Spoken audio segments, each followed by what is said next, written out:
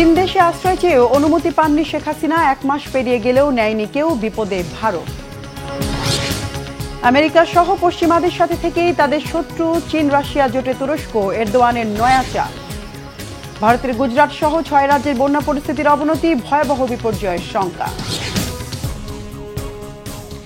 আসসালামু আলাইকুম, দেখছিলেন বাংলাভিশন ওয়ার্ল্ড নিউজ হেডলাইন। গণ আন্দোলনের মুখে দেশ ছেড়ে যাওয়ার এক মাস পেরিয়ে গেলেও এখনও কোনো দেশে রাজনৈতিক আশ্রয় পাননি বাংলাদেশের সাবেক প্রধানমন্ত্রী শেখ হাসিনা।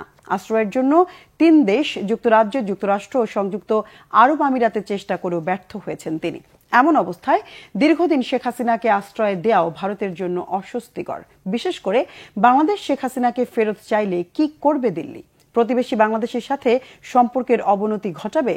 সেক্ষেত্রে ভারতের অভ্যন্তরে বিশেষ করে 7 সিস্টার্সে অস্থিতিশীলতা তৈরির শঙ্কা থেকে যাবে। সব মিলে শেখ হাসিনাকে নিয়ে মহা বিপদে ভারত। এক মাস পরও যার কোনো সুরাহা হয়নি, শীঘ্রই হবে কিনা তাও নিশ্চিত নয়। ডেস্ক রিপোর্টে আরও জানাচ্ছেন রিফাত জামান। বিপদ, মহাবিপদ, গলার কাটা, মাথা ব্যথা, উভয় সংকটের দ্বিধা, এমন আরও অনেক শব্দই গেল প্রায় এক মাস ধরে ব্যবহার করা হয়েছে বাংলাদেশের সাবেক প্রধানমন্ত্রী শেখ হাসিনাকে নিয়ে ভারতের অবস্থান ইস্যুতে। যতই দিন যাচ্ছে ততই বাড়ছে এই শব্দগুলোর ব্যবহার। আর হবেই না কেন? অল্প সময়ের জন্য শেখ হাসিনা ভারতে থাকবেন প্রাথমিকভাবে এমন ধারণা করা হলেও এখন 30 দিন পার হয়ে গেছে। যুক্তরাজ্য, যুক্তরাষ্ট্র ও সংযুক্ত আরব আমিরাতে শেখ হাসিনার আশ্রয়ের চেষ্টা করেও সফল হয়নি ভারত। শুধু এই 3 দেশ নয়, এক মাস পেরোলেও কোনো দেশই তাকে রাজনৈতিক আশ্রয় দিতে রাজি হয়নি। তবে সবকিছু ছাপিয়ে ভারতের জন্য এই মুহূর্তে সবচেয়ে ভয়াবহ বিষয় হলো শেখ হাসিনাকে নিয়ে তাদের এই অস্বস্তি এখন নানা কূটনৈতিক ও রাজনৈতিক চাপে পরিণত হয়েছে। শঙ্কা তৈরি হয়েছে আঞ্চলিক প্রভাব বা দাদাগিরি হারানোর, যা আদতেই ভয়ঙ্কর বিপদ ও বেকায়দায় ফেলে দিতে পারে ভারত আর শেখ হাসিনাকেও। বাংলাদেশের সাবেক প্রধানমন্ত্রীকে কি তৃতীয় কোনো দেশে রাজনৈতিক আশ্রয়ে পাঠানো হবে? তাকে কি ভারতেই রাখা হবে নাকি শেখ হাসিনাকে দেশে ফেরত পাঠানো হবে? এমন সব প্রশ্নের কোনো সমাধান না হওয়ায় দিন দিন ঘোলাটে হচ্ছে পরিস্থিতি। এখন নতুন করে প্রশ্ন উঠেছে, শেখ হাসিনাকে বাংলাদেশ ফেরত চাইলে কি করবে ভারত? দীর্ঘদিনের মিত্রকে নিশ্চিত বিপদের মুখে ফেলে দিবে, আর তা না হলে প্রতিবেশী বাংলাদেশের সাথে কূটনৈতিক ও রাজনৈতিক টানাপোড়েন আরও বাড়বে তীব্র ভারত বিদ্বেষ, যা ভারতের অভ্যন্তরে বিশেষ করে 7 সিস্টার্সে অস্থিতিশীলতা তৈরির শঙ্কাকে উস্কে দিতে পারে। ভারতের সামনে রয়েছে আরও বিপদ। আঞ্চলিক পরাশক্তি হিসেবে দেশটির প্রভাব এই অঞ্চলে তলানিতে ঠেকার, প্রভাব হারানোর যে ঝুঁকি দিল্লিকে কোণঠাসা করে দিতে পারে। এরই মধ্যে ভারতকে সরিয়ে এই অঞ্চলে প্রভাব বিস্তারে মাঠে নেমে পড়েছে দিল্লির প্রতিদ্বন্দ্বী 2 দেশ চীন ও পাকিস্তান। ভারত বিরোধী অবস্থান নিয়ে আছে মালদ্বীপও। সব মিলিয়ে বেকায়দায় থাকা ভারতের সামনে এখন অনেক চ্যালেঞ্জ। আর এই জন্য বাংলাদেশের অন্তর্বর্তীকালীন সরকারের সাথে সুসম্পর্ক বজায় রাখা ছাড়া ভারতের সামনে আর কোনো পথ খোলা নেই বলেও মনে করছেন বিশ্লেষকরা। তারা বলছেন, গেল 15 বছর ধরে শেখ হাসিনা ও তার দল আওয়ামী লীগকে আকণ্ঠ সমর্থন দেয়া, বাংলাদেশের পূর্বাঞ্চলে সাম্প্রতিক বন্যা পরিস্থিতি, সব মিলে বাংলাদেশের ভেতরে ভারতের প্রতি তীব্র ক্ষোভ জন্মেছে, যা কমতে দিল্লিকে কিছুটা সময় অপেক্ষা করতে হবে, হতে হবে আরও অনেক বেশি কৌশলী, সহনশীল। আর ভারতে থেকে শেখ হাসিনা বাংলাদেশের অন্তর্বর্তী সরকারের বিরুদ্ধে কথা বললে তা নয়াদিল্লিকে আরও নাজুক পরিস্থিতিতে ফেলে দেবে বলে মনে করছেন বিশ্লেষকরা। রিফাত জামান, বাংলাভিশন নিউজ ডেস্ক। আমেরিকা সহ পশ্চিমা জোটের সাথে থেকেই তাদের শত্রু দেশ চীন ও রাশিয়ার নয়া জোটে যোগ দিচ্ছে তুরস্ক। বিশ্বে নিজের প্রভাব বাড়াতে পশ্চিমাদের সামরিক জোট নেটোর সদস্য হয়েও চীন ও রাশিয়ার নেতৃত্বাধীন অর্থনৈতিক জোট ব্রিক্সে যোগ দেওয়ার জন্য আমন্ত্রণ পেয়েছে তুরস্ক। অর্থাৎ পশ্চিমা ও পশ্চিমা বিরোধী একসাথে এই 2 জোটে থেকেই নিজেদের শক্তিশালী দেশ হিসেবে বিশ্বে প্রতিষ্ঠা করতে চায় তুরস্ক। মীর ফজলে রাব্বির ডেস্ক রিপোর্ট। মুসলিম বিশ্বের অন্যতম প্রভাবশালী দেশ হিসেবে বিশ্ব রাজনীতিতে নিজেদের শক্ত অবস্থান ধরে রেখেছে তুরস্ক। কূটনৈতিক ও অর্থনৈতিক সক্ষমতার পাশাপাশি সামরিক খাতেও পিছিয়ে নেই এরদোয়ানের নেতৃত্বাধীন দেশটি। সামরিক জোট ন্যাটোর সদস্য হিসেবেও শক্তি সামর্থ্যের প্রমাণ দিয়েছে তুরস্ক। তবে সম্প্রতি পশ্চিমা দেশগুলোর সাথে ঘনিষ্ঠতা কমিয়ে বিশ্ব দরবারে নতুন করে নিজেদের চেনাতে ব্যস্ত হয়ে উঠেছে তুরস্ক।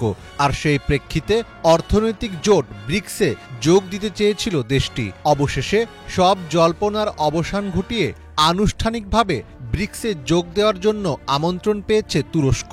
ফলে বিশ্বব্যাপী নিজেদের প্রভাব বাড়ানোর যাত্রায় আরও এক ধাপ এগিয়ে গেল তারা। কিন্তু প্রশ্ন হলো, নেটোর সদস্য হওয়ার পরও কেন ব্রিক্সে যোগ দিচ্ছে তুরস্ক? এর পেছনে লাভ ক্ষতির হিসেবটাই বা কি? বিশ্বের ৫টি গুরুত্বপূর্ণ রাষ্ট্র ব্রাজিল, রাশিয়া, ভারত, চীন এবং দক্ষিণ আফ্রিকার সমন্বয়ে গঠিত অর্থনৈতিক জোট ব্রিক্স ২০১০ সালে একত্রিত হয়ে কাজ শুরু করা এই ব্রিক্স একাই বিশ্বের ৩ বিলিয়ন মানুষের প্রতিনিধিত্ব করে। বাণিজ্যের ক্ষেত্রে ব্রিক্স দেশগুলি সম্মিলিতভাবে বিশ্ব রফতানির ১৮% পরিচালনা করে। ব্রিক্সের সদস্য দেশগুলির মধ্যে রফতানির বৃদ্ধির হার চমকে দিচ্ছে বিশ্বকে। ফলে অনেক দেশই এখন এই উদীয়মান জোটের সদস্য হতে চাইছে। ব্রিক্সের প্রধান আকর্ষণ নিউ ডেভেলপমেন্ট ব্যাংক বা এনডিবি, যা বিশ্বের অন্যান্য আর্থিক প্রতিষ্ঠানের বিকল্প হিসেবে ক্রমেই জনপ্রিয় হয়ে উঠছে। ব্রিক্সের সদস্য না হয়েও এনডিবির সদস্য হয়ে আর্থিক সুবিধা নিচ্ছে অনেক দেশ। বিশেষজ্ঞদের মতে ন্যাটো যেমন বিশ্বের সামরিক অঙ্গনে অপ্রতিরোধ্য শক্তি হয়ে উঠেছে, ঠিক তেমনি অর্থনীতিতে বিশ্বের মোড়ল হয়ে উঠছে এই ব্রিক্স। তুরস্ক বর্তমান কূটনৈতিক তৎপরতার অংশ হিসেবে বিশ্বের সব পক্ষের সঙ্গে ভালো সম্পর্ক গড়ে তোলার ব্যাপারে উৎসাহী। এর আগে ইউরোপীয় ইউনিয়নে অন্তর্ভুক্ত হতে কয়েক দশকের চেষ্টা চালায় তারা, কিন্তু তাতে কোনো অগ্রগতি না হওয়ায় ব্রিক্সে যোগদানের আবেদন করেছিল তুরস্ক। সূত্র মতে সেই আবেদনের প্রেক্ষিতেই তুরস্ককে ব্রিক্সে যোগ দিতে আমন্ত্রণ জানানো হয়েছে। আর ব্রিক্সে যোগ দিলে সেটি হবে তুরস্কের জন্য বিশ্ব রাজনীতির আবহে নতুন এক সম্ভাবনার হাতছানি। ব্রিক্সে যোগ দেওয়ার ব্যাপারে অবশ্য আগেই ইঙ্গিত দিয়েছিলেন এরদোয়ান। সম্প্রতি এক ভাষণে এরদোয়ান বলেন, তুরস্ক একটি শক্তিশালী দেশ হয়ে উঠতে পারে, সমৃদ্ধ ও সম্মানিত হতে পারে, আর এজন্য আমাদের পূর্ব ও পশ্চিমের সঙ্গে সমানভাবে সম্পর্ক বজায় রাখতে হবে। এক্ষেত্রে ব্রিক্সের চেয়ে ভালো বিকল্প আর কী বা হতে পারে? চলতি বছরের শুরুতে ইরান, সংযুক্ত আরব আমিরাত, ইথিওপিয়া এবং মিশর এই গ্রুপে যোগ দিয়েছে। সৌদি আরবকে সম্প্রতি যোগদানের জন্য আমন্ত্রণ জানানো হলেও এখনও তারা যুক্ত হয়নি। আগামী ২২ অক্টোবর রাশিয়ার কাজানে একটি শীর্ষ সম্মেলনে ব্রিক্সের নতুন সদস্য অন্তর্ভুক্তির ব্যাপারে আলোচনা হতে পারে বলে জানা গেছে। মীর ফজলে রাব্বি, বাংলা ভিশন। ইয়াহিয়া সিনওয়ার সহ হামাসের ৫ শীর্ষ নেতার বিরুদ্ধে হত্যার অভিযোগে ফৌজদারি মামলা করেছে যুক্তরাষ্ট্র। এদিকে প্রতিশ্রুতি ভঙ্গ করে পোলিও টিকা কর্মসূচি চলাকালে গাজায় ব্যাপক বোমা হামলা চালিয়ে অন্তত ৪২ ফিলিস্তিনিকে হত্যা করেছে দখলদার ইসরায়েলি বাহিনী। মার্কিন স্টেট ডিপার্টমেন্টের অভিযোগপত্রে আসামি তালিকায় থাকা ফিলিস্তিনের স্বাধীনতাকামী সংগঠন হামাসের বর্তমান শীর্ষ নেতা ইয়াহিয়া সিনওয়ার গাজায় লুকিয়ে আছেন বলে ধারণা করা হচ্ছে। এছাড়া খালেদ মিশাল কাতারের দোহায় আর আলী বারাকা লেবাননে অবস্থান করছেন। এবছর মার্চ ও জুলাই ইসরায়েলের হামলায় নিহত ইসমাইল হানিয়া, মোহাম্মদ দেইফ ও মারওয়ান ইসার নামও আসামি তালিকায় আছে। তাদের বিরুদ্ধে ৭টি অভিযোগের মধ্যে রয়েছে গত বছরের ৭ অক্টোবর ইসরায়েলে হামলা চালিয়ে মার্কিন নাগরিক সহ অন্তত ১২০০ জনকে হত্যা ও আন্তর্জাতিক সন্ত্রাসবাদী গোষ্ঠীকে তথ্য ও আর্থিক সহায়তা প্রদান। মার্কিন অ্যাটর্নি জেনারেল মেরিক গারল্যান্ডের অভিযোগ, ইসরায়েলকে ধ্বংসের জন্য অভিযুক্ত ৬ জনের অপকর্মে অস্ত্র ও অর্থ সহায়তা দিচ্ছে ইরান ও লেবাননের হিজবুল্লাহ। এদিকে গাজায় পোলিও টিকাদান কর্মসূচি চলাকালীন সময়ে হামলা বন্ধ রাখার প্রতিশ্রুতি দিলেও তা রক্ষা করেনি ইসরায়েল। টিকাদান কর্মসূচি চলাকালে সোমবার গাজা সিটি ও রাফায় ব্যাপক বোমা হামলা চালিয়ে হত্যা করা হয়েছে নিরস্ত্র ফিলিস্তিনিদের। একই সাথে টানা দ্বিতীয় সপ্তাহের মতো পশ্চিম তীরে সামরিক অভিযান অব্যাহত রেখেছে ইসরায়েলি সেনারা। বন্যা পরিস্থিতির অবনতি হয়, রেড অ্যালার্ট জারি করেছে ভারতের গুজরাটে। ভারী বৃষ্টিতে তেলেঙ্গানা, কেরালা, অন্ধ্রপ্রদেশ, রাজস্থান ও দিল্লিতে দুর্যোগপূর্ণ পরিস্থিতি আরও নাজুক দিকে মোড় নেয় পূর্বাভাস দিয়েছে আবহাওয়া অধিদপ্তর। গুজরাটে গত ২০ আগস্ট থেকে শুরু হওয়া ভারী বৃষ্টিতে সৃষ্ট বন্যার জন্য অপরিকল্পিত নগরায়নকে দুষেছেন ইন্ডিয়ান ইনস্টিটিউট অফ টেকনোলজি গান্ধীনগরের গবেষকরা। পর্যাপ্ত ড্রেন এবং পানি নামার জায়গা না থাকায় ৩৩টির মধ্যে ১৫টি জেলা বৃষ্টির পানিতে তলিয়ে যায়। মাত্র মাত্র 2 দিনে এই রাজ্যে গত 10 বছরের গড় বৃষ্টিপাতের রেকর্ড হয়েছে। বৃষ্টি না থামায় কোনো কোনো জেলায় গত 50 বছরের রেকর্ড ভাঙবে বলেও ধারণা করা হচ্ছে। অন্ধ্রপ্রদেশে বন্যায় ক্ষতিগ্রস্ত হয়েছেন 4,15,000-এর বেশি মানুষ। কয়েকটি এলাকায় ঢলের পানি কিছুটা কমতে থাকায় ঘরবন্দি মানুষ বাইরে বের হয়েছেন, যাচ্ছেন নিরাপদ আশ্রয়ে। উদ্ধার তৎপরতায় নেমেছে নৌসেনারা। তেলেঙ্গানায় বন্যা দুর্গতদের সার্বিক সহায়তার আশ্বাস দিয়েছে কেন্দ্রীয় সরকার। বন্যায় যারা মারা গেছেন তাদের জন্য জনপ্রতি 5 লাখ রুপি অর্থ সহায়তার ঘোষণা দিয়েছে তেলেঙ্গানার রাজ্য সরকার। আবহাওয়া অধিদপ্তরের পূর্বাভাসে জানানো হয়েছে আগামী 8 তারিখ পর্যন্ত কেরালা, কর্ণাটক, রাজস্থান ও দিল্লিতে বজ্রসহ ভারী বৃষ্টি অব্যাহত থাকবে। এতে বন্যা পরিস্থিতি অবনতির আশঙ্কায় দুর্যোগ ব্যবস্থাপনা বিভাগকে আগাম প্রস্তুতি রাখতে বলা হয়েছে। চীন আফ্রিকা সহযোগিতা সম্মেলনে যোগ দিতে বেইজিং গেছেন জাতিসংঘ মহাসচিব আন্তোনিও গুতেরেস। মঙ্গলবার এই সম্মেলনকে বৈশ্বিক সমন্বয় ও উন্নয়নের উৎকৃষ্ট এক নজির বলে অভিহিত করেছেন জাতিসংঘ মহাসচিব। 3 দিনব্যাপী এই সম্মেলনে যোগ দিতে এরই মধ্যে আফ্রিকার দেশগুলোর নেতারা বেইজিংয়ে পৌঁছেছেন। হিজল জোবাইরের ডেস্ক রিপোর্টে বিস্তারিত। 3 দিন ব্যাপী চায়না আফ্রিকা কোঅপারেশন সম্মেলন ঘিরে মহা আয়োজন চলছে চীনে। বেইজিংয়ে বুধবার থেকে শুরু এবারের সম্মেলন। আফ্রিকার দেশগুলোর সঙ্গে চীনের অর্থনৈতিক ও বাণিজ্যিক সম্পর্ক আরও জোরদার করার লক্ষ্যেই এই আয়োজন। এবারের সম্মেলনে বিশেষ অতিথি হিসেবে অংশ নিতে এরই মাঝে জাতিসংঘের মহাসচিব আন্তোনিও গুতেরেস চীনে পৌঁছেছেন। মঙ্গলবার সন্ধ্যায় ট্রেন যোগে সাংহাই থেকে বেইজিংয়ে পৌঁছালে শীর্ষ কর্মকর্তারা তাকে স্বাগত জানান। এ নিয়ে দ্বিতীয়বারের মতো এ সম্মেলনে অংশ নিচ্ছেন জাতিসংঘ মহাসচিব। এর আগে 2018 সালে এতে অংশ নেন তিনি। এ আয়োজন প্রসঙ্গে গুতেরেস বলেন, আফ্রিকার উন্নয়নকে বরাবরই অগ্রাধিকার দিয়ে এসেছে জাতিসংঘ। চীন ও আফ্রিকার মধ্যে সহযোগিতা ও সমন্বয় এক্ষেত্রে গুরুত্বপূর্ণ এক পদক্ষেপ। 2030 সাল নাগাদ বিশ্বব্যাপী টেকসই উন্নয়নের প্রশ্নে জাতিসংঘের যে লক্ষ্যমাত্রা, এটি তার সঙ্গে সঙ্গতিপূর্ণ। শুধু তাই নয়, 2063 সাল নাগাদ আফ্রিকার উন্নয়নে আফ্রিকান ইউনিয়নের যে লক্ষ্যমাত্রা, এটি সেক্ষেত্রেও সহায়ক। জাতিসংঘের মহাসচিব আরও বলেন, চীন ও আফ্রিকার মধ্যে এই সমন্বয় বৈশ্বিক শান্তি ও উন্নয়নের ক্ষেত্রে গুরুত্বপূর্ণ ভূমিকা রাখছে। এটি সারা বিশ্বের জন্যই একটি উৎকৃষ্ট নজির সৃষ্টি করেছে।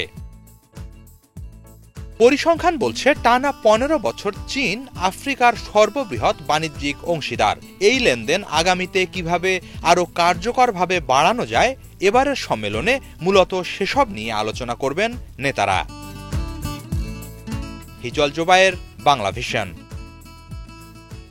12,000-এর বেশি ফোন করে মার্কিন আইন প্রণেতাদের হয়রানির দায়ে একজনকে 13 মাসের কারাদণ্ড দিয়েছেন যুক্তরাষ্ট্রের আদালত। সেই সাথে কারাভোগ শেষে অন্তত 3 বছর তাকে নজরদারিতে রাখার নির্দেশও দেওয়া হয়েছে। গত বছরের নভেম্বরে নিউ ইয়র্কের কুইন্সে গ্রেফতার হওয়া আদি সেলিম লিলিকে এবছরের মে মাসে দোষী সাব্যস্ত করেছিল আদালত। মঙ্গলবার রায় ঘোষণার সময় তাকে 13 বছরের কারাদণ্ড দেওয়া হয়। বিচারক টিমোথি ক্যালি জানান, মার্কিন কংগ্রেসের একজন কর্মচারীকে হত্যার হুমকি এবং 54 জন কংগ্রেসম্যানকে ফোনে হয়রানি করেছেন সেলিম। 2022 সালের ফেব্রুয়ারি থেকে 2023 সালের নভেম্বরের মধ্যে কংগ্রেসম্যানদের হয়রানি করতে 12,000 বারের বেশি ফোন করেছেন তিনি। 2023 সালের ফেব্রুয়ারিতে একজন কংগ্রেসম্যানকেই মাত্র 2 দিনে ফোন করেছেন 500 বারের বেশি। ফোনে ভয়ভীতি দেখাতে বোমা আর গ্রেনেড হামলার হুমকি দিতেন, এমনকি হত্যার হুমকিও দিয়েছেন অনেককে। আসামি সেলিমের দাবি, যুক্তরাষ্ট্রের ভবিষ্যৎ নিরাপদ করতে এসব কর্মকাণ্ড করেছেন তিনি। জাপানি আগ্রাসনের বিরুদ্ধে চীনের প্রতিরোধ যুদ্ধের বিজয়ের ৭৯তম বার্ষিকীর স্মরণে এক অনুষ্ঠানের আয়োজন করে হংকং সরকার। গত মঙ্গলবার হংকং সিটি হল মেমোরিয়াল গার্ডেনে এই আয়োজনে অংশ নেন সমাজের শীর্ষস্থানীয় ব্যক্তিরা। অনুষ্ঠানের শুরুতেই চীনের জাতীয় সঙ্গীত বাজিয়ে দেশটির পতাকা উত্তোলন করা হয়। Desk report. জাপানি আগ্রাসনের বিরুদ্ধে চীনের প্রতিরোধ যুদ্ধের বিজয়ের ৭৯তম বার্ষিকীর স্মরণে এক অনুষ্ঠানের আয়োজন করেছে হংকং সরকার। গত মঙ্গলবার হংকং সিটি হল মেমোরিয়াল গার্ডেনে এই আয়োজন করা হয়। অনুষ্ঠানের প্রথমেই চীনের জাতীয় সঙ্গীত বাজানো হয়, এরপর উত্তোলন করা হয় পতাকা। এরপর শোক, নীরবতা পালন এবং শ্রদ্ধা নিবেদন করেন সেখানকার উপস্থিত ব্যক্তিবর্গ। অনুষ্ঠানে অংশ নেন সমাজের অনেক শীর্ষস্থানীয় ব্যক্তিরা।